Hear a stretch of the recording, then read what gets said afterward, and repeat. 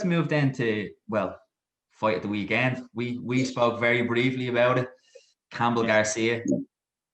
What did you make of it? I thought Campbell would be able to do the business, but Ryan Garcia showed how good he is, to be fair. Yeah, I thought Campbell was going to box him. I just thought he was going to just be too much for him overall, and I was very impressed with Garcia. Very impressed. His punch power, but I couldn't believe that he was able to just walk forward and dictate the whole pace of the fight without response from Luke Campbell. Luke Campbell's response to Garcia walking forward was move back and giving up space. For me, for an Olympic champion to do that is fucking insane. Yeah, I was a little bit disappointed with how Luke, how he dealt with that. Like, what did you think of maybe the game plan, or what did you think of how he boxed? Like, what did you think he could have done better?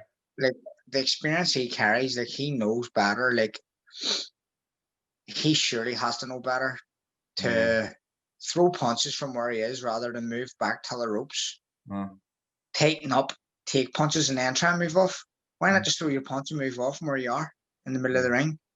Like, it's common sense. Like, it's called ringcraft. He had zero ringcraft for me, and it lost him the fight.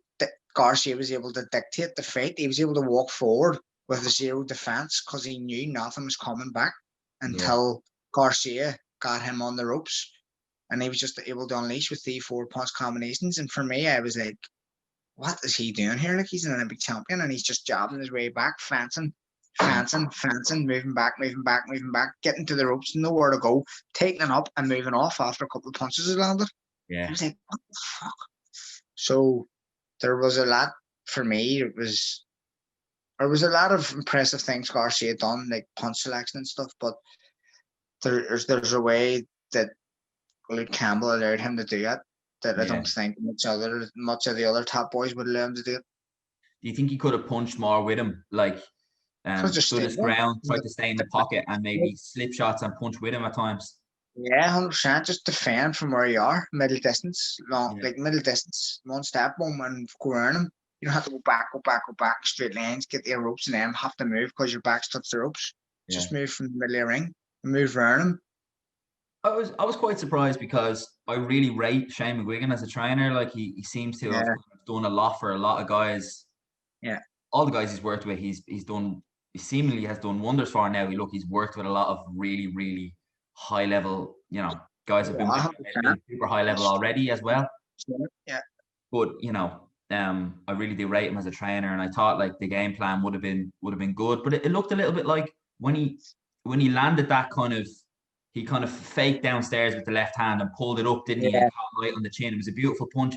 But did it look to you like it looked to me like he was looking to try and hurt him with that left hand a lot, and maybe he wasn't shots enough. And there was nothing else after that. There was no plan B. Yeah. Garcia recovered well, and I think that he knew then to just keep his right hand up and just block the left hand, and then you take the left hand away from Luke Campbell. What else has he got? Yeah. And that's what he done.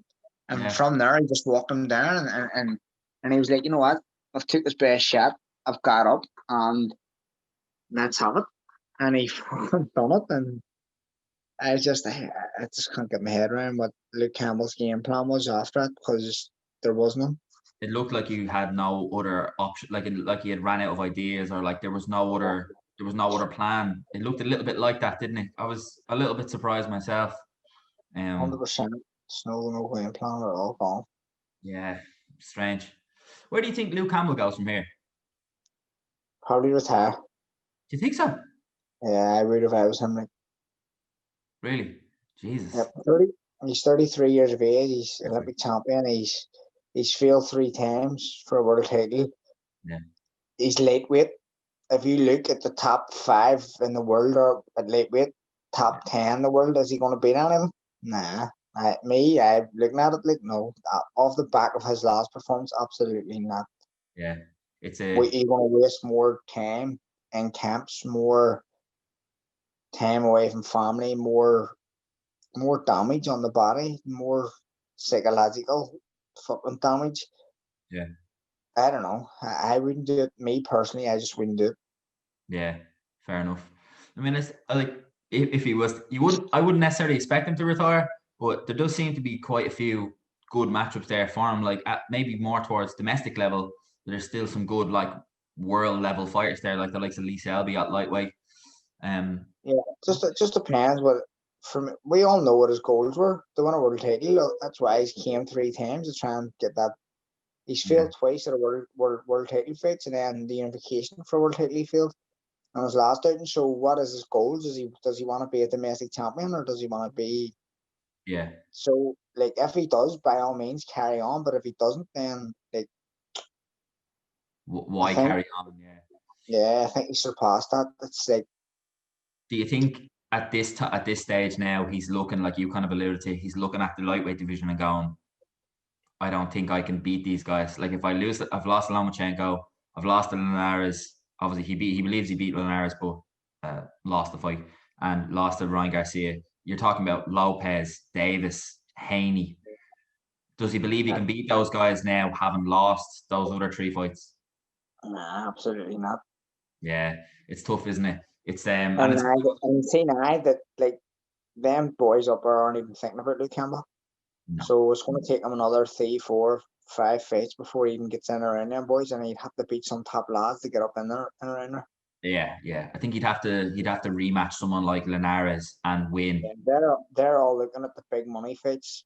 All Yeah, them the 5 top, they're all superstar status, fighting big money fights, where they're capable of moving up and down weights and between weights, yeah. and They're then looking I at each think other, that's aren't just they? what they do.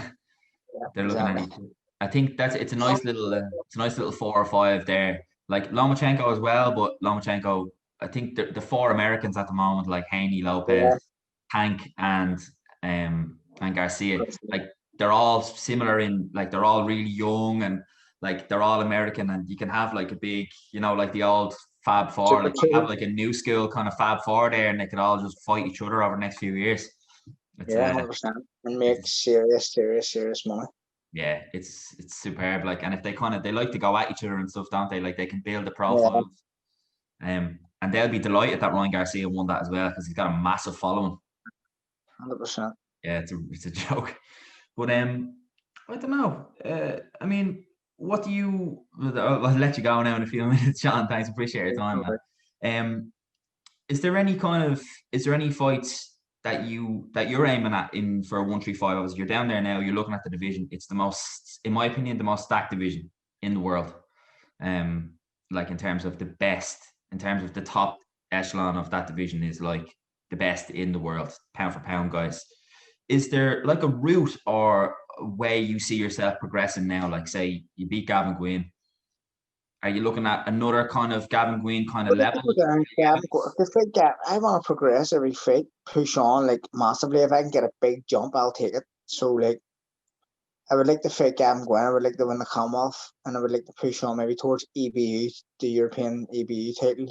Yeah, And get that, and then go on to like a world title, top 10. One of those silver belts or something, or top, intercontinental maybe, yeah, and just like as quick as I can move, I want to do it, and I don't want to take step backs. I don't want easy defenses to hang about, because easy defenses still take a lot out of you, because yeah, you still have to do a 10-week camp.